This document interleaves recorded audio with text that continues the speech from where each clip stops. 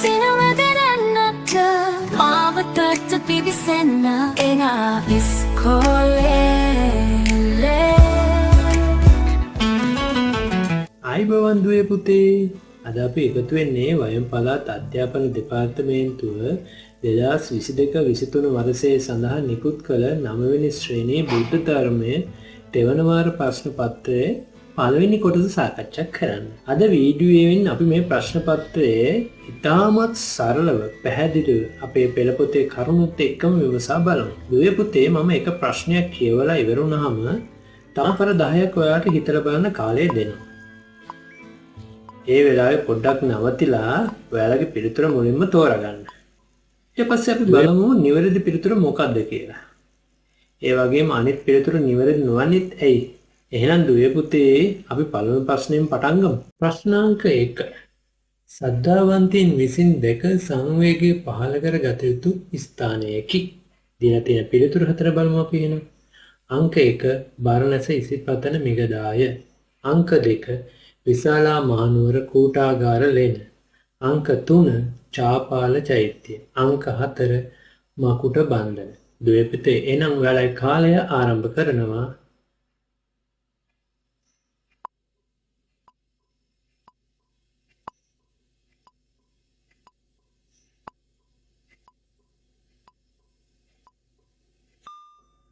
දුවේ පුතේ කාලය අවසానයි. නිවැරදි පිළිතුර තමයි බරණැස ඉසිපතන මිගදාය. දුවේ පුතේ අපේ බුද්ධ ධර්මයේ පෙළ පොතේ 4 වෙනි පිටුව බලන්නකෝ. ඒ සම්බුද්ධ පරිනිර්වාණ සමය යටතේ සඳහන් වෙනවා බුදුරජාණන් වහන්සේ පිරිනිවන් පෑමට පෙර සදහවතුන් විසින් දැක සංවේගය උපදවා ගත යුතු ප්‍රධාන ස්ථාන 4ක් ගැන දේශනා කළ බව.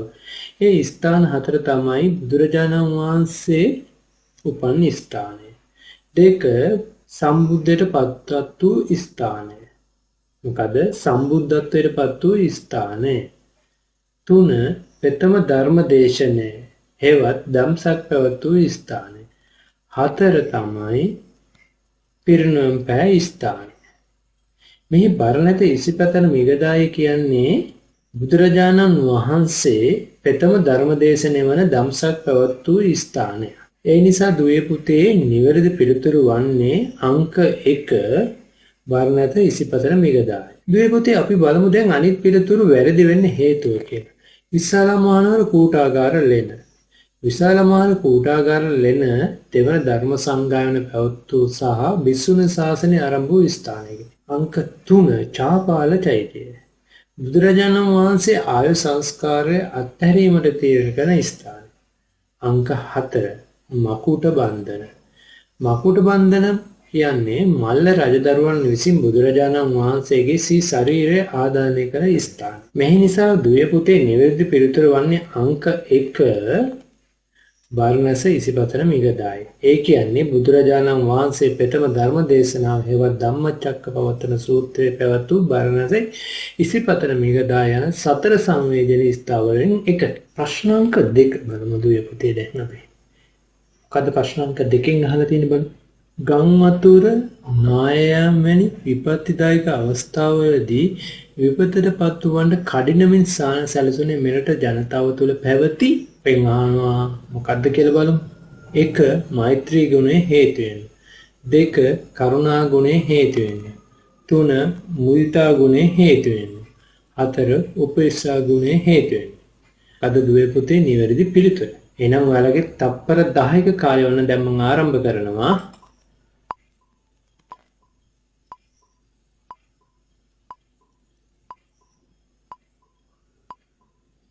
දුවේ පුතේ ඔබතුමාගත් පිළිතුර මොකද්ද?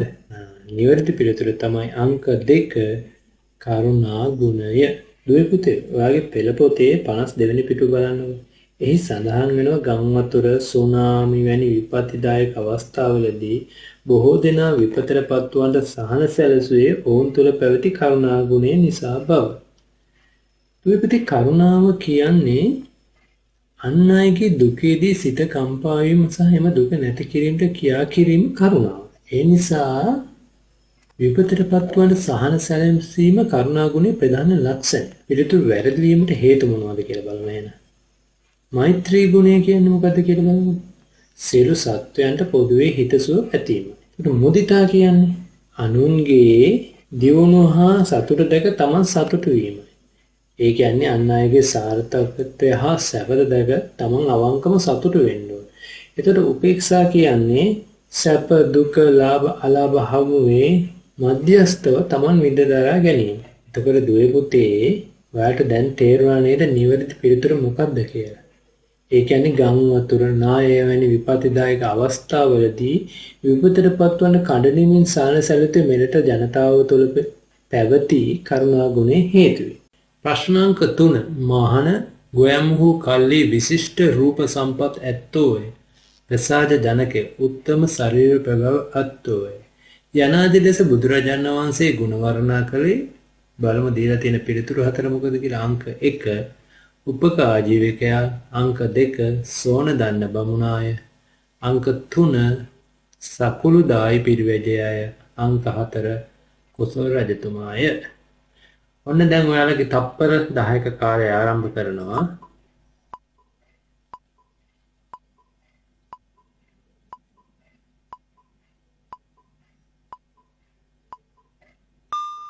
නිවැරදි පිළිතුර තමයි අංක 2 සෝන දන්න බමුණාය. අපි දැන් බලමු පිළිතුරු අංක නිවැරදි වෙන්නේ ඇයි කියලා. දුවේ පුතේ ඔයාලගේ පෙළ පොතේ 13 වෙනි පිටුව බලන්නකෝ. එහි සඳහන් වෙනවා සෝන දණ්ඩ බ්‍රාහ්මණයා බුදුරජාණන් වහන්සේගේ රූප සම්පතය සහ ශරීර ප්‍රභාව පිළිබඳ මෙවැනි ආකාරයෙන් වර්ණනා කර තිබෙනවා. ඒ නිසා නිවැරදි පිළිතුර සෝන දණ්ඩ බමුණ. අපි දැන් බලමු අනිත් පිළිතුර වැරදියි කියලා. මෙහිදී විශේෂයෙන් මතක තියාගන්න ඕන කරුණක් තියෙනවා. කොසල් රජතුමා බුදුරජාණන් වහන්සේගේ ආකර්ශනීය වාග් විලාසය පිළිබඳ වර්ණනා කළ බව සඳහන් වෙනවා. නමුත් මේ ප්‍රශ්නේ සඳහන් වෙන්නේ බුදුරජාණන් වහන්සේගේ රූප සම්පත්තිය හා ශරීර ප්‍රභාව පිළිබඳවයි. ඒ නිසා නිවැරදි පිළිතුර වෙන්න ඕන අංක 2 සෝන දන්න බමුණ. දුවේ පුතේ අපි යමුද ප්‍රශ්නාංක 4 බලන්න. ප්‍රශ්නාංක 4 මොනවද අහන්නේ කියලා අපි බලමුද? සහජීවණින් යුතු සමාජයක දැකිය හැකි ලක්ෂණයක් නොවන්නේ කුමක්ද? දීලා තියෙන පිළිතුරු 4 මොනවද කියලා බලමු. මානව දයාවෙන් යුක්ත වීම, අංක 2 සැබෑ අවිහිංසාවාදී ගුණයෙන් යුක්ත වීම, අංක 3 අන්‍යෝන්‍ය උපකාර ඇතිව එකවන්න ක්‍රියා කිරීම, අංක 4 පරාර්ථයේ ඉක්මවාගේ ආත්මාර්ථකාමී හැඟීමෙන් ක්‍රියා කිරීම. දුවේ පුතේ මේ ප්‍රශ්න දිහා හොඳින් ඔයාලා බලන්න. මේ ප්‍රශ්නේ විශේෂ වචනයක් තියෙනවා. ඒ තමයි මොකක්ද දන්නවද? නොවේ කියන වචනේ. ඒක නිසා මෙය හොඳින් කියවලා තප්පර 10ක් හිතන්න කාලය දැන් ඔයාලට දෙනවා.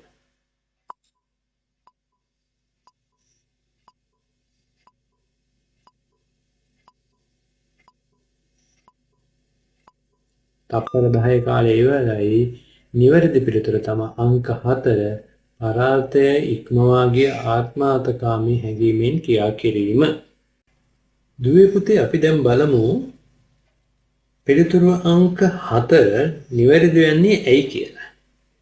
යන්නකෝ ඔයාලා පෙළ පොතේ 82 වෙනි පිටුව බලන්නකෝ. එහි තියෙනවා සහජීවනයේ කියන්නේ එකිනෙකා සමග සහයෝගයෙන් සාමයෙන් සහ උපකාරයෙන් ජීවත් වීම. ඒ සඳහා මානව දයාව, අවිහිංසාව සහ අන්‍යෝන්‍ය උපකාරය වැනි ගුණාංග ඉතා වැදගත්.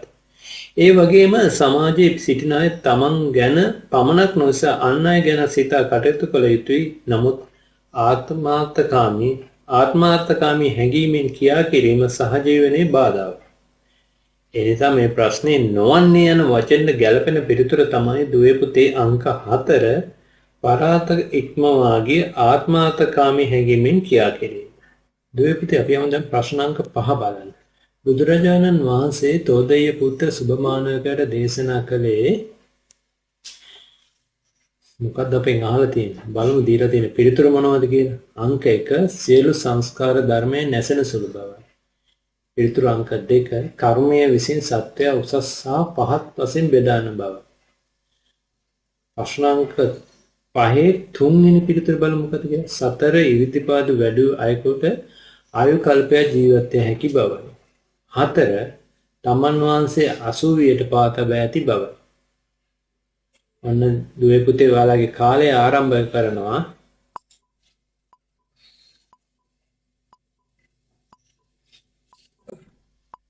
දුවේ පුතේ නිවැරදි පිළිතුර තමයි අංක 2 කර්මය විසින් සත්‍ය උසස් සහ පහත් වශයෙන් බෙදෙන බව.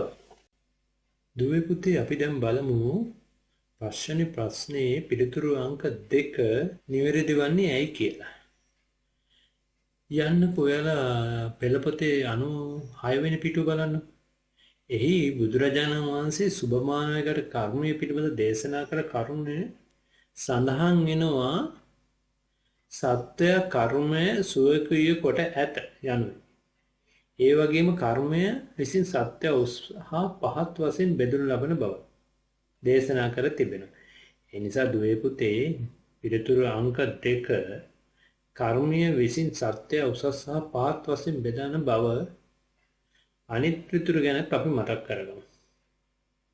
සියලු සංස්කාර ධර්මයේ නැසෙන සුළේ යන කරුණ බුදුරජාණන් වහන්සේ අවසාන අනුශාසනාවට සම්බන්ධව සතර ඉදිරිපාද කරුණු සහ තමන් වහන්සේ ඇසූ වියට පැමිණි පිළිබඳ කරුණු ආනන්ද හිමියන් සමග අවසන් සමයේ සිදු වූ සම්බන්ධ.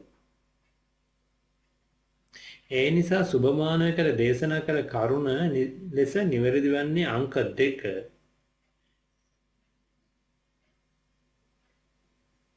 ඉතින් දුවේ පුතේ 9 වෙනි ශ්‍රේණියේ බුද්ධ ධර්ම ප්‍රශ්න පත්‍රයේ මුල් ප්‍රශ්න 5 සාර්ථක අවසන් කළා. ඔයාලට ප්‍රශ්න 5න් කීයක් නිවැරදිව හඳුනා ගන්න පුළුවන් වුණාද කියලා දැන් බලන්න. දුවේ පුතේ අපි ප්‍රශ්න 5ක් සාකච්ඡා කළා අවසානයේ. අපි යමු ප්‍රශ්නාංක 6 බලන්න. ප්‍රශ්නාංක 6න් අහන්නේ අපෙන් හිස්තැනට ගැළපෙන පිළිතුරු තෝරන්න කියලා. ඒ නිසා ඔයාලා නිවැරදිව කියවලා බලලා අදාළ හිස්තැනට නිවැරදි පිළිතුරු තෝරන්න ඕන. අපි යමු එහෙනම් ප්‍රශ්නාංක 6 බලමුකෝ එහෙනම්. ධනය බලය මෙන්ම තරුණ මදය තුලින්ද පුජ්‍යලෙකුගේ හිස්තැනක් නැති වී යයි. අපිට දීලා තියෙනවා අනවජ්‍ය සැප, දානය, සද්‍රාව, සසර ගමන, ඉවසීම. දුවේ පුතේ මේ පිළිතුරු අනවජ්‍ය සැප, දානය, සද්‍රාව, සසර ගමන, ඉවසීම යන්න ඒවාලින් කෝකද මෙතෙන්ද හිස්තැනට ගැලපෙන පිළිතුර. ඔන්න ඔයාලට හිතන්න තප්පර 10ක කාලයක් ආරම්භ වෙනවා.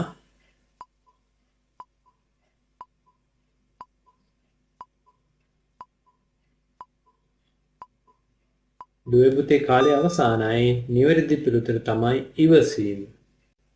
ප්‍රශ්නාංක 7 බලමු අපි දැන්. ප්‍රශ්නාංක 7 තියෙන්නේ හිස්තැනට ගැලපෙන පිළිතුර තෝරන්නේ. මොකක්ද බලමු කියලා තියෙන්නේ කියලා. බ්‍රාහ්මණ යාගය ප්‍රතික්ෂේප කරන බුදුදහම ඒ සඳහා හිස්තැනක් ආදේශ කරයි. දීලා තියෙන පිළිතුර මොනවද? අනවජ්‍ය සැප, දානය, සද්‍රාව, සසර ගමන, ඉවසීම.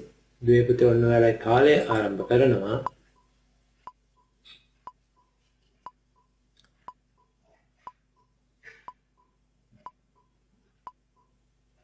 කාලය අවසානයේ නිවැරදි පිළිතුර තමයි දානය. මේ පිළිතුර අපේ පෙළපොතේ 109 වෙනි පිටුවේ තහවුරු කරගන්න පුළුවන්. එහි සඳහන් වෙන්නේ බ්‍රාහ්මණයන් විසින් සතුන් මරා සිදු කළ යාග ක්‍රමය බුදුරජාණන් වහන්සේ ප්‍රතික්ෂේප කළ බව. ඒ වෙනුවට බුදුදහම හඳුන්වා දෙන්නේ දානය. එනම් අනුන්ට උපකාර කිරීම සහ බෙදා දීමයි. ඒ නිසා නිවැරදි පිළිතුර දානය. ප්‍රශ්නාංක 8 බලමු අපි. සෙනරත් පරණවිතාන සූරීන්ට අනුව සඳකඩ පහණින් හිස්තැනක් නිරූපණය වේ. මොකද්ද අපි නිරූපණය වෙන්නේ කියලා බලමු. අදාළ හිස්තැනට එන්නේ අනවජ්‍ය සැපද, දානයද, සද්‍රාවද, සසර ගමනද, ඉවසීමද. ඔන්න දුවේ පුතේ ඔයාලගේ කාලය ආරම්භ කරනවා දැන්.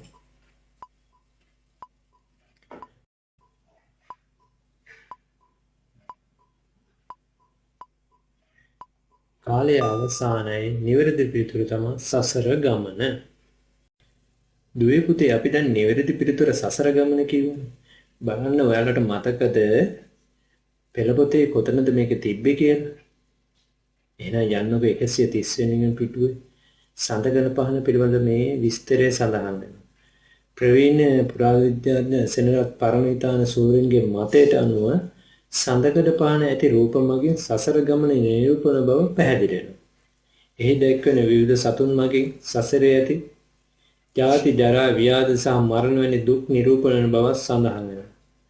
ඒ නිසා මේ ප්‍රශ්නෙට නිවැරදි පිළිතුර එන්නේ දුවේ පුතේ සසර ගමන. නිවැරදි කායික වාචසික හා මානසික හැසිරීමෙන් යුක්ත වීම තුළින් සතුට වීම හිස් තැනක් ලෙස බුදුදහමේ හඳුන්වයි.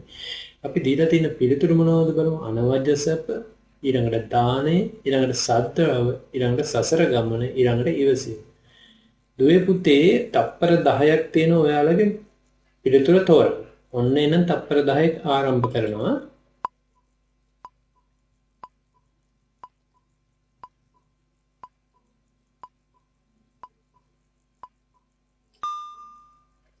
දුවේ පුතේ නිවැරදි පිළිතුර තමයි අනවජ්‍ය සැප. දුවේ පුතේ අපි දැන් නිවැරදි පිළිතුර අනවජ්‍ය සැප කිව්වනේ. බලමු අපි මේ පිළිතුර නිවැරදි වන්නේ කොහොමද කියලා. යන්නකෝ ඔයාලා පෙළ පොතේ 139 සහ 140 වෙනි පිටු වලින් තහවුරු කරගන්න පුළුවන්. 22 වෙනි පාඩමේ ගිහියෙකු විඳිය හැකි සැප හතරක් පිළිබඳ සඳහන් වෙනවානේ. එහි අනවජ්‍ය සැප කියන්නේ Taman කරන ක්‍රියාවලින් වැළකී නිවැරදි ලෙස කටයුතු කිරීමෙන් ලැබෙන සතුට. ඒ කියන්නේ නිවැරදිව හිතීම, කතා කිරීම සහ ක්‍රියා කිරීම තුළින් ලබන සතුට. ඒ නිසා දුවේ පුතේ නිවැරදි පිළිතුර වන්නේ අනවජ්‍ය සැප. බලමු මේකත් ඔයාලට හරියට හඳුනා ගන්න පුළුවන්ද කියලා. එහෙනම් යමු ප්‍රශ්නයට. නිවන් මාර්ග ගමන් කිරීම ආරම්භ වුණේ හිස් තැනක් තුලිනි. අපිට දීලා තියෙන පිළිතුරු අනවජ්‍ය සැප, දානය, සද්ධාව, සසර ගමන, ඉවසීම. දුවේ පුතේ මොකද්ද මේ හිස් තැනට එන්න ඕනේ? ඔන්න ඔයාලට හිතන්න තප්පර 10ක කාලයක් ආරම්භ වෙනවා දැන්.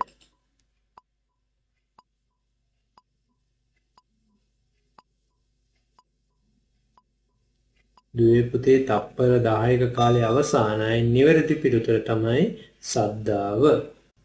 දුවේ පුතේ මේ පිළිතුර අපි පෙළ පොතේ 154 වෙනි පිටුවෙන් තහවුරු කරගන්න පුළුවන්. ඔයාලට මතකද 24 වෙනි පාඩමේදී පැහැදිලිව සඳහන් වෙන්නේ නිවන් මාර්ග ගමන් කිරීම ආරම්භ වන්නේ ශ්‍රද්ධාව තුලින් බවයි. ඒ නිසා නිවන් මාර්ගට පිවිසීමේදී ගමනේදී ශ්‍රද්ධාව කියන්නේ ඊටාම වැදගත් මූලික පියවරක්. ඒ නිසා දුවේ පුතේ පෙළ පොතේ සඳහන් වෙනවා නේද? නිවන් මඟ ආගමන් කිරීම ආරම්භුනේ ශ්‍රද්ධාව වෙති කියලා. බලන්න මෙන්න මේ වාක්‍යය. ඒ නිසා දුවේ පුතේ නිවැරදි පිළිතුර වන්නේ ශ්‍රද්ධාවයි. දුවේ පුතේ අපිට ඊළඟට තියෙන්නේ ප්‍රශ්නාංක 11 සිට 15 දක්වා ප්‍රශ්න පහ සාකච්ඡා කරන්නයි. එහි ආතීරුවට ගැලපෙන ප්‍රකාශය ආතීරුවෙන් තෝරා පිළිතුරට අදාළ අක්ෂරය වරහන් තුල යොදන්නයි තියෙන්නේ. එහෙනම් අපි යමු දුවේ පුතේ පළවෙනි ප්‍රශ්නය බලන්න. බුදුරදුන් තෙවනවර ලක්දිවමට වැඩම කළේ මෙම ස්ථානයට. ඔන්න දුවේ පුතේ ඔයාලගේ නිවැරදි පිළිතුර සිතන්න තප්පර 10ක කාලය ආරම්භ කරනවා.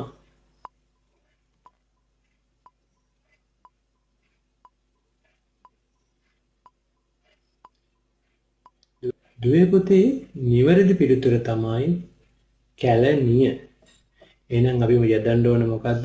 C අක්ෂරයේ අංක 11 වරහන තුල යොදන්න ඕන. දුවේ පුතේ අපි නිවැරදි පිළිතුර කැලණිය කිව්වනේ.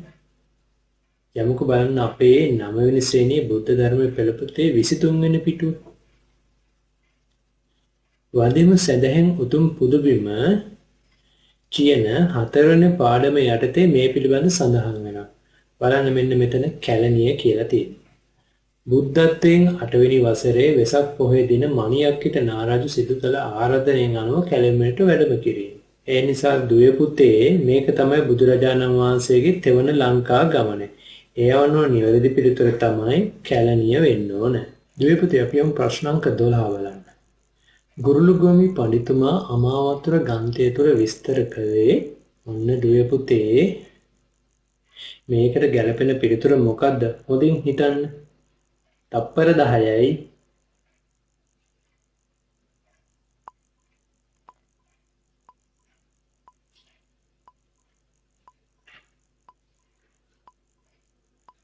දුවේ පුතේ නිවැරදි පිළිතුර තමයි පුරුෂ ධම්ම සාරථි ගුණය.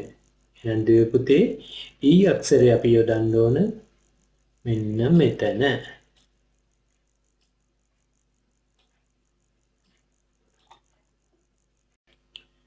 දුවේ පුතේ ඔයාලට මතකද 21 වෙනි පාඩමේ සුරකුම් හෙළ කලාවක් ඇති 134 පිටුවේ තියෙන වගුව. මතකද ඔයාලට? අන්නේ වගුව දිහා හොඳට බලන්න. ඒකේ තියෙනවා අමා වතුර කතුවරයා තමයි ගුරුගෝමි පඬිතුමා අරමුණ තමයි බුදුරජාණන්ගේ පුරුෂ ධම්ම සාර්ථී ගුණය විස්තර කිරීම. ඒ නිසා දුවේ පුතේ නිවැරදි පිළිතුර තමයි ඊ පුරුෂ ධම්ම සාර්ථී ගුණය. දුවේ පුතේ අපි යම් ප්‍රශ්නාංක 13 බලමු. බුදුරදුන්ගේ ඌර්ණ රෝම ධාතුන් වහන්සේ වැඩ සිටි මේකට ගැළපෙන ස්ථානය මොකද්ද? තප්පර 10යි. ඔන්න හිතලා බලන්න.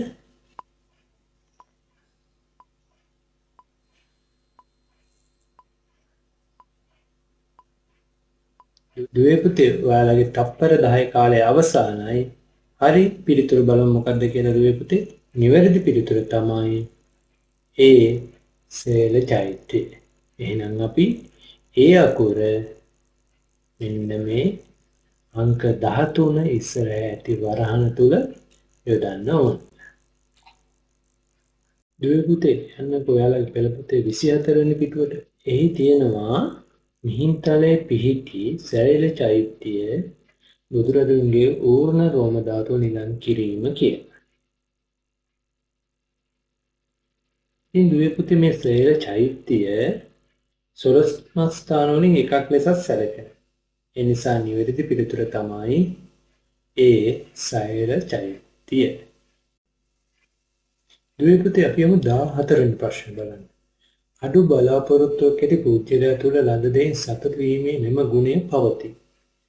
දුවේ පුතේ ඔන්න හිතලා බලන්න ආකෝටසින් නිවැරදි පිළිතුර මොකක්ද කියලා. ඔන්න තප්පර 10යි ඔබේ පිළිතුර තෝරගන්න.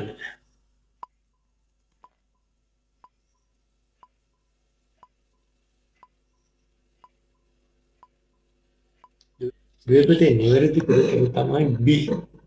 සන්තුෂ්කෝ ගුණය. එහෙනම් අපි අංක 14 ඉදිරියේ ඇති වරහන තුල B සලකුණ හෙවත් B අකුර යොදන්න ඕන.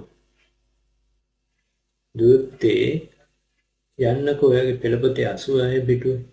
එහි තියෙනවා අඩු බලාපොරොත්තු ඇතිව ලැබුණු දෙයින් සතුට වන පුජ්‍යලා සන්තෝෂ ගුණයෙන් යුක්ත බව පැහැදිලි කරනවා. එවැනි පුජ්‍යලයන් තමන්ට ලැබෙන දෙයින් සතුට වෙන නිසා ජීවිතයත් සරලව හා පහසුවෙන් ගත කරන්න පුළුවන්.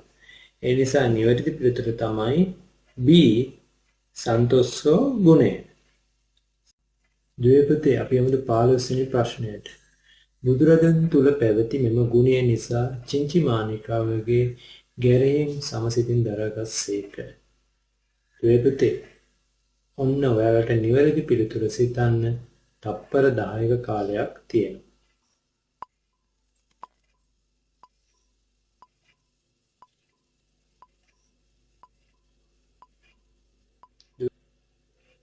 දුවේ පුතේ ඔන්න ඔයාලගේ තප්පර 10 කාලය අවසానයි. ඔබ පිළිතුර හඳුනාගත්තද? එහෙනම් බලමු නිවැරදි පිළිතුර මොකක්ද කියලා. නිවැරදි පිළිතුර තමයි D දාදී ගුණය. එහෙනම් දුවේ පුතේ අපි D අකුර මෙන්න මේ වරහන තුල යොදන්න ඕන. දුවේ පුතේ බලන්නකෝ ඔයාලගේ 10 වෙනි පිටුව. මේකෙන් අපිට නිවැරදි පිළිතුර තහවුරු කරගන්න පුළුවන්. බුදු ධර්මයේ බුදු සිරිතේ විශිෂ්ට ලක්ෂණ දෙවන පාඩම මතකද? ඒ යටතේ බුදුරජාණන් වහන්සේගේ අෂ්ටලෝක ධර්මයෙන් කම්පා නොවි මැද සිටීමේ තාදී ගුණය ලෙස හැඳින්වේ. එයාම දුවේ පුතේ නිවැරදි පිළිතුර තමයි D තාදී ගුණය. ඔන්න දුවේ පුතේ අපි දැන් ප්‍රශ්න 15ක් සාකච්ඡා කරා. ඊළඟට තියෙන්නේ ප්‍රශ්නාංක 16 සිට 20 දක්වා ප්‍රශ්න. ඒකේ මොනවද දීලා තියෙන්නේ බලමු අපි. මෙහිදී ඔයාලට දීලා තියෙන්නේ ප්‍රකාශයේ නිවැරදි නම් හරි ලකුණක්ද වැරදි නම් වැරදි ලකුණක්ද තෝරන්නයි. මේ නිසා ප්‍රශ්නවලදී ඉක්මනින් පිළිතුරු දෙන්න එපා. ප්‍රකාශ හොඳින් කියවන්න ඕන. ඒක ඇත්තද වැරදිද කියලා හිතලා බලන්න ඕන. එහෙනම් දුවේ පුතේ මම එක් ප්‍රශ්නයක් කියලා වුණාම ඔයාලට තප්පර 10ක කාලයක් දෙනවා හිතලා බලන්න. එහෙනම් යමුද අපි ප්‍රශ්න බලන්න. ප්‍රශ්නාංක 16. ගිහියා වැරදි ක්‍රියාවලින් වළක්වා ගැනීම පැවිදි උතුමන්ගේ යුතුයකමකි. දුවේ පුතේ බලන්න මේ ප්‍රකාශය හරිද වැරදිද කියලා. ඔන්න ඔයාලගේ තප්පර 10ක කාලය ආරම්භ වෙනවා.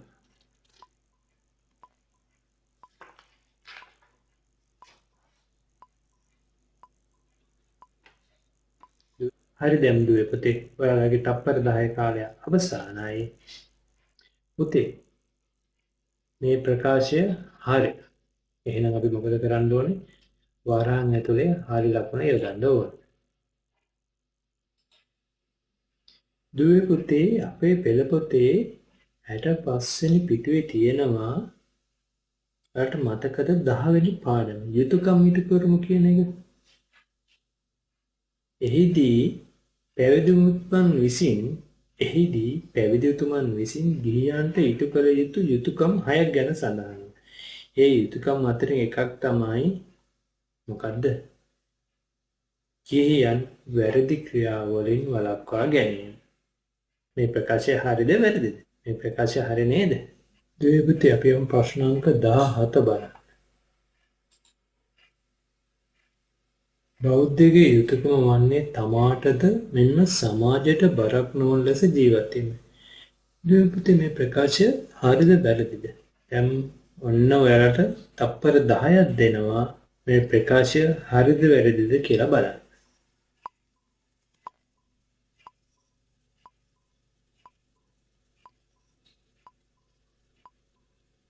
දුවේ පුතේ හරි දැන් පිළිතුරු බලමු. දුවේ පුතේ බෞද්ධයාගේ යුතුයකම වන්නේ තමාට මෙන්ද සමාජයටද බරක් නොවන ලෙස ජීවත් වීමයි. දුවේ පුතේ මේ ප්‍රකාශය හරි. එහෙනම් අපි හරි ලකුණ එම දාන්න ඕන. දුවේ පුතේ පෙළ පොතේ 81 වෙනි පිටුව කරලා ගන්නවා. මෙන්න මෙතන ඒ බව හොඳටම සඳහන් වෙනවා. බලන්න මෙන්න මේක තමාට මෙන්ම සමාජයටද බරක් නොවන ලෙස ජීවත් වීම බෞද්ධයෙකුගේ පරම යුතුයකමසේම වගකීම වන්නේය. ඒ නිසා දුවේ පුතේ මේ ප්‍රකාශය නිවැරදි. දුවේ පුතේ අපි යමු ප්‍රශ්නාංක 18 බලන්න. බෞද්ධ ගිහියෙකුගේ නිති ආරක්ෂාව කළ යුතු සීලයේ ගේහිසිත සීලය ලෙසද හඳුන්වයි. දුවේ පුතේ මේ ප්‍රකාශය හරිද? ඔන්න ඔයාලට හිතලා බලන්න තප්පර 10ක කාලයක් දෙනවා.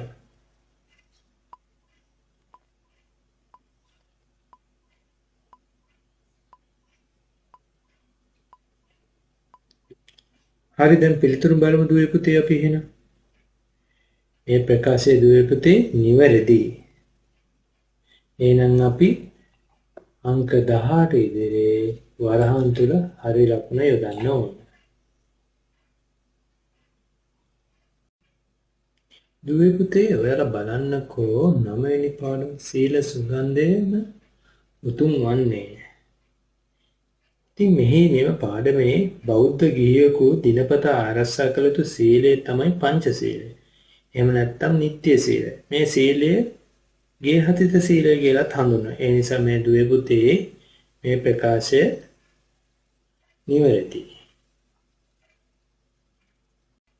දුවේ පුතේ අපි යමුද ප්‍රශ්නාංක 19 බලන්න.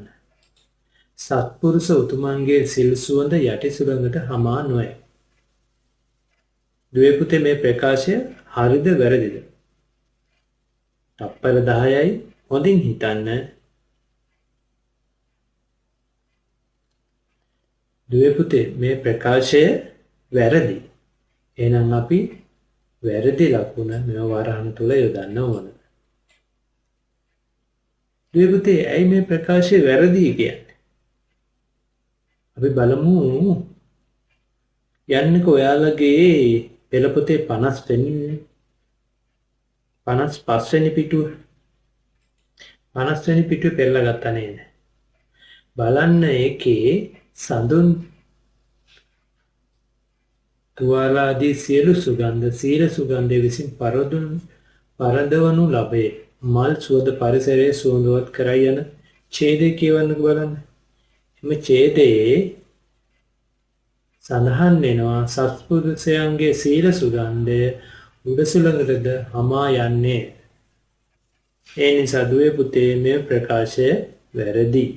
දුවේ පුතේ අපි යමු ප්‍රශ්නාංක 20 බලන්න. අද ප්‍රශ්නාංක 20 කියන්නේ දම්පියා අටුවාව කැටපදයේ අනුරාධපුර යුගයට අයත් සාහිත්‍ය ග්‍රන්ථයකි. මේ ප්‍රකාශය හරිද වැරදිද? හොඳින් හිතලා බලන්න. ඔන්න ඔයාලට තප්පර 10ක කාලයක් දෙනවා.